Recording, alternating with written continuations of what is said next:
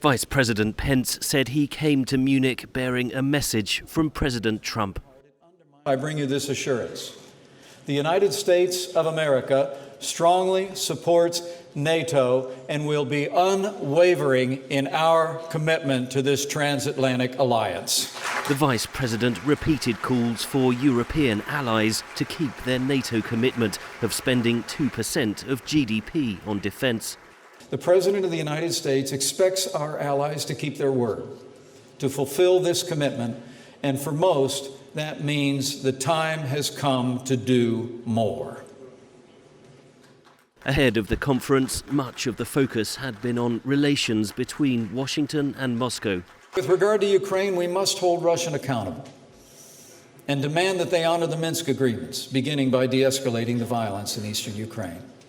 And know this, the United States will continue to hold Russia accountable, even as we search for new common ground, which, as you know, President Trump believes can be found.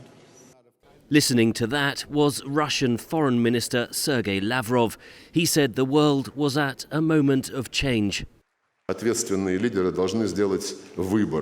responsible leaders have to make a choice. I hope that they will choose a democratic and fair world order. You might want to call it a post-West one. Lavrov rejected Western accusations of military aggression and denied Russia had tried to influence the US election. Which kind of relations do we want with the US? Pragmatic relations with mutual respect and acknowledgement of our responsibility for global stability. The hot topic here in Munich is the future of US-Russian relations, but the two visions still seem very far apart. From the Russian view of a post-West world order to the US Vice President's vision of a reinvigorated NATO. In Ukraine, a front line of east-west tensions, Saturday marks the anniversary of the Maidan uprising, which led to Russia's annexation of Crimea.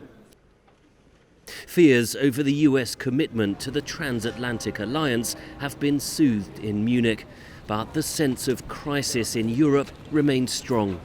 Henry Ridgwell for VOA News, Munich, Germany.